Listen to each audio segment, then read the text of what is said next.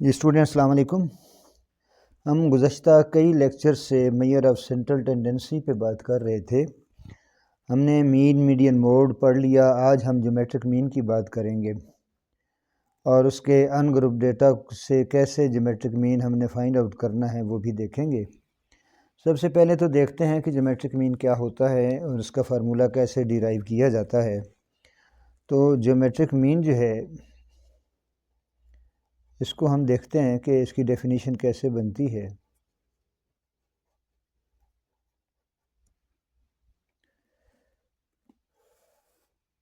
इसे जी से भी शो करते हैं, कैपिटल जी से। तो अब इसमें देखें कि ज्योमेट्रिक मीन, हम इसकी डेफिनेशन अब लिखने जा रहे हैं, फिर उसको समझते हैं। The geometric mean, G M से मैं शो कर रहा हूँ, the geometric mean of n values. अब डेटा में जितनी वैल्यू दी होंगी एन वो वैल्यू इख्तियार कर लेगा। यहाँ जनरल बात करेंगे। Geometric mean of n values, और वैल्यूज़ भी पॉजिटिव वैल्यूज़, इस बात को जहन में रख लें। मैं ब्रैकेट में ये चीज़ मेंशन कर रहा हूँ। The geometric mean of n values is defined as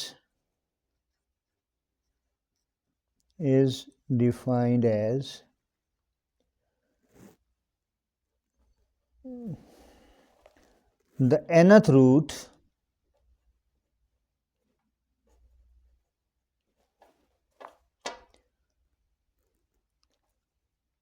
of their product.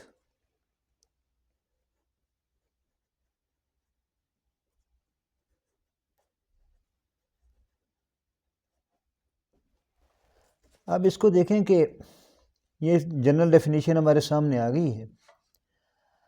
तो इसमें हम कैसे कैलकुलेट करते हैं इसको देख लेते हैं कि अब एग्ज़ाम्पल लें।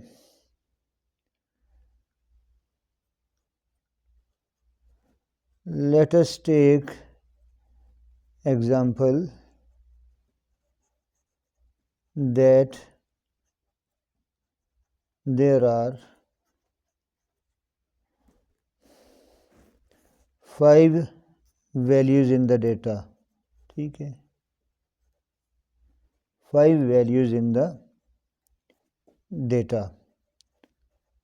For example, x1, x2, x3, x4 and x5। ये रियल क्वेश्चन में x1, x2 इनकी कोई वैल्यूज़ दी होंगी, उनको हम इस तरीके से डील करेंगे। तो अब इसका ज्योमेट्रिक मीन कैसे फाइंड आउट करते हैं कि इन सब को मल्टीप्लाई करके जितनी नंबर ऑफ़ वैल्यूज़ हमारे पास होंगी, अब इस केस में 5 वैल्यूज़ हैं तो हम फिफ्थ उसका रूट ले लेंगे। अगर हमारे पास 10 वैल्यू होंगी तो 10th रूट ले लेंगे, 3 वैल्यू होंगी तो 3rd रूट ले लेंगे। तो इसको हम कैसे यानी लिखते हैं, जी से ज्योमेट्रिक मीन शो होता है, और इन वैल्यूज़ का अगर हमने ज्योमेट्रिक मीन लेना है तो इन वैल्यूज़ को मल्टीप्लाई करके x1 multiplied by x2 multiplied by x3, ये डॉट समझ ले कि मल्टीप्लाई है, x4 एंड x5 मल्टीप्लाई करके इसका जो स्क्वायर रूट है वो हमने लेना है 5th डिग्री का। तो इसको जो इसका रूट लेना है हमने 5th डिग्री का। तो रूट को अल्टरनेटिवली हम इस तरीके से भी ज़ाहिर कर सकते हैं, यानी अगर हम स्क्वायर रूट को ज़ाहिर करना चाहते हैं डायरेक्टली तो हम इस तरह करेंगे, x1, x2, x3, x4, x5 का जो स्क्वायर रूट है और स्क्वायर रूट के ऊपर हम 5 लिखते हैं, ये होता है 5th रूट। तो 5th रूट का जो अल्टरनेटिव वे है वो ये होता है कि इसके रूट को हटा के 1 ओवर उस पावर को हम लिख दें तो हम इसे लिख सकते हैं। यानी ये मुतबादिल तरीका है स्क्वायर रूट रूट लिखने का। तो अब ये हमने जी की वैल्यू यानी ज्योमेट्रिक मीन हमने जनरल फार्मूला देख लिया। अब देखें, फॉर एग्जांपल हमारे पास 3 वैल्यूज़ हैं जिसका हम ज्योमेट्रिक मीन लेना चाहते हैं, और वो वैल्यूज़ हैं फॉर एग्जांपल 1, 3 और 9 है। ठीक है, तो अब 3 वैल्यू हैं, इन तीनों को हम मल्टीप्लाई कर देंगे। ठीक है। ऐसे मल्टीप्लाई करने के बाद इसका जो रूट लेंगे थर्ड डिग्री का, क्योंकि 3 वैल्यू हैं तो थर्ड रूट इसका होगा। तो क्या होगा 9 इंटू 3 27 इंटू 1 27 का थर्ड रूट इसका आ जाएगा। ठीक है। अब इसमें देखें कि इसको सॉल्व करने के लिए हम लोग क्या करते हैं कि 27 को अगर पावर की शक्ल में लिखें, ये 3 जो है 1/3 की सूरत में आ सकता है। इसको जब हम सॉल्व करेंगे तो हमारा ज्योमेट्रिक मीन निकल आएगा। ये फार्मूला यहाँ तक तो है कि हमारे पास 2 वैल्यू हों 3 वैल्यू हों, उनको मल्टीप्लाई करके उसके मुताबिक रूट ले लेते हैं। लेकिन अब डेटा में हमारे पास बहुत ज़्यादा वैल्यूज़ होती हैं, तो उसके लिए हम क्या यानी करेंगे, तो हम एक जनरल फार्मूला डिराइव करेंगे। फॉर एग्जांपल n वैल्यूज़ हमारे पास, ठीक है।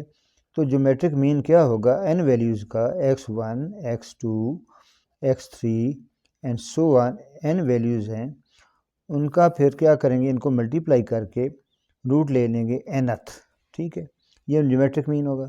अब इसको हम सॉल्व करते हैं कैसे, जिस तरह कि हम ऊपर बयान कर चुके हैं कि रूट का अल्टरनेटिव वे क्या है, x1 into x2 into x3 so on into xn, सबको मल्टीप्लाई किया और इस रूट को पावर की शक्ल में लिख दें 1/n। ठीक हो गया। तो अब इसमें इन चीज़ों को सॉल्व करने के लिए, इनकी आसानी के लिए हम ये कहते हैं कि जनाब हम इसका हम एक मैथ की टेक्निक है लॉगरिथम, वो हम यूटिलाइज़ कर लेंगे। तो कैसे हल करेंगे कि taking log of both sides. ठीक है, अब बोथ साइड्स जो है इक्वेशन की, इनका लॉग ले लेते हैं। ये देखें लॉग ऑफ जी और फिर इसका लॉग सारे का। ठीक है,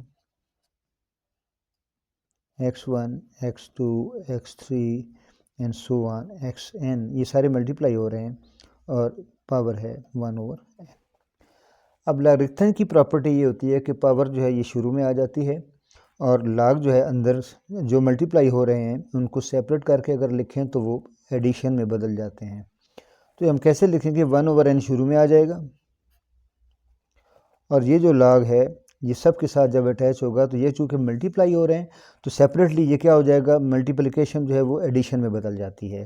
तो इसको हम कैसे लिखेंगे, ब्रैकेट के अंदर log of x1 log of x2 log of x3 and so on log of xn, और ये जो इनकी मल्टीप्लिकेशन है ये सम में बदल जाएगी प्लस प्लस, क्योंकि ये लॉग की एक प्रॉपर्टी है। अब इसमें देखें कि हमारे पास 1/n इसी तरह रहेगा।